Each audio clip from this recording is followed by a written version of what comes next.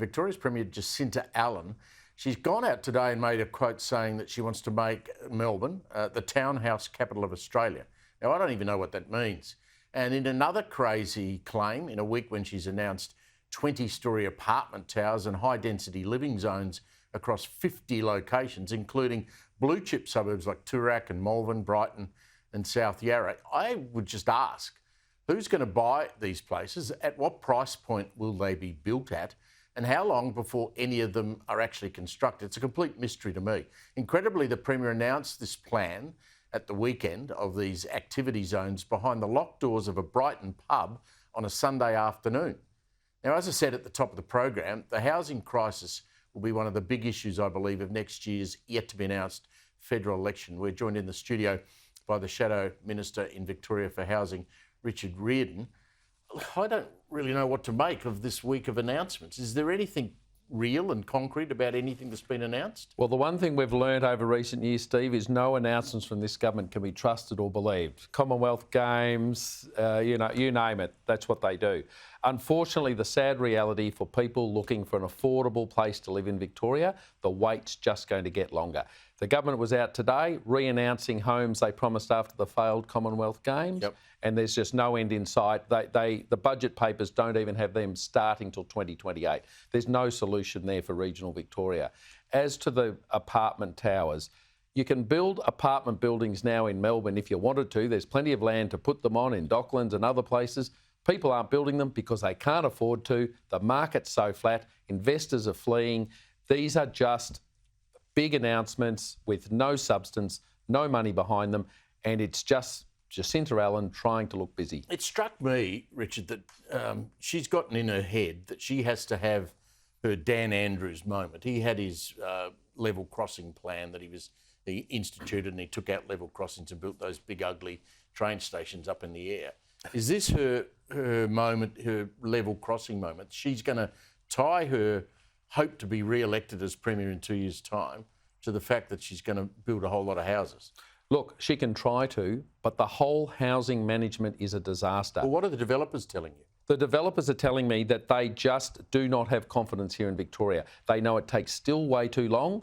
They know that the planning issues are not right. The regulations for rentals and developers are just over the top, and it just keeps getting harder. And what we know is that no matter how much money this government throws at things, they're not making the problem better. Just remember, Steve, $4 billion nearly has been spent on their big fail, the big housing build.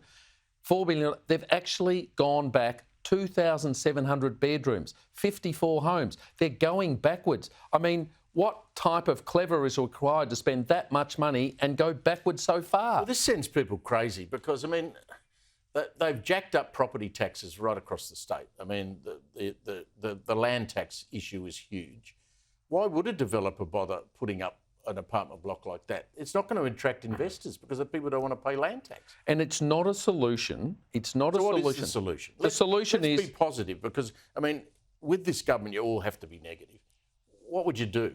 Well, the first solution is the government flagged medium density as a solution. The opposition in Victoria agree with that. Yep. Medium density is the solution. What's medium density just means, no, it's not even in height. It's just better using the land we've already got in the suburbs. But it has to be about height, in a sense.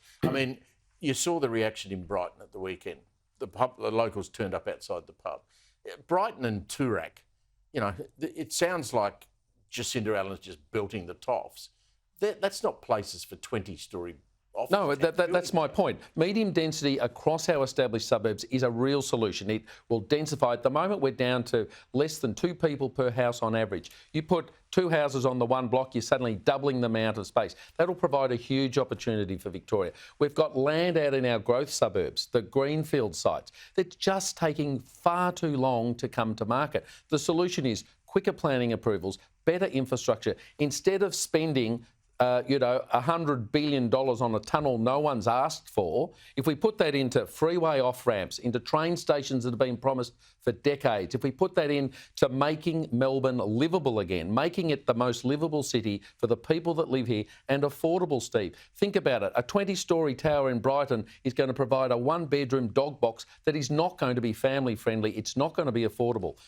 densify the city with medium density, encourage small builders and others to be involved in the solution, we'll get better outcomes for Victoria. Well, I see that medium density already. We obviously need a hell of a lot more. I mean, if you drive down any of the major arterial roads in the inner suburbs, you do see 4- or 5-storey, but they're pretty upmarket. I mean, Well, that's they're not upmarket for people who need cheap housing.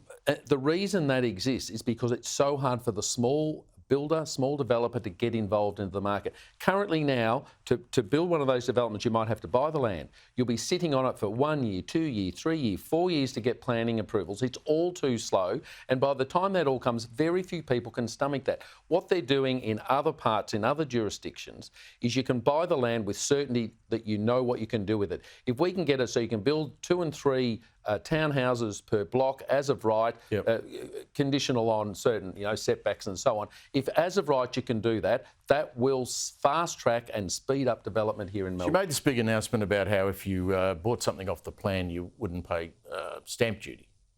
Well, hang on, that's a big risk. And young people buying off the plan like that, given the current collapse of construction companies, would you be willing to stump up the money for an off-the-plan apartment might or might not ever be built? The Victorian Building Authority and the watchdogs that this government has overseen now for 12 years have been a disgrace. They haven't been held accountable, and the government has failed to look after the interests of consumers and home builders. You're quite right, there's very little incentive. And what's worse, Steve, that sort of token tax cut, and we all love a tax cut, but that token tax cut is for 12 months. Do you seriously think people are going to be in a position to have new plans, new opportunities drawn up, approved, planned and ready to go in the next 12 months? It's just not going to happen. Have you done any, what's the social housing waiting list now? The social waiting housing list increased by 3,100 families in the last quarter. We're now over 62,000 families. That's an MCG full of people Waiting. And these Where are people are they waiting? They're waiting in caravans. If they're domestic violence, they're back with their abuser. They're in cars. They're in car parks. They're in tents on the river. But there's a squat of tents on the Eastern Freeway here in Melbourne. That? I'm not. I've been down there and visited them. There are people. We've got communities handing out tents in my own town, Colac in Western Victoria. The Salvos are giving people little tents to sleep in. That's how bad it is in Victoria. We're a first world country that spent $4 billion, and our social waiting list, our most vulnerable people, disabled, escaping domestic violence, single mums, the whole lot, are being offered tents and cheap motel units, and it's just not good enough. But guess what? We're getting a $35 billion circular railway to nowhere by sometime in 2070. Don't get me started on that. This morning, I was on a train, a driverless train doing 100 kilometres an hour underneath Sydney Harbour, finished, complete, running perfectly in brand new stations. What do we got here? We've got a train line underground from nowhere to nowhere opening in 10 years. If we're lucky. Yeah, lucky, I don't know. Richard, thanks for coming in. I appreciate your time. Richard Riordan there.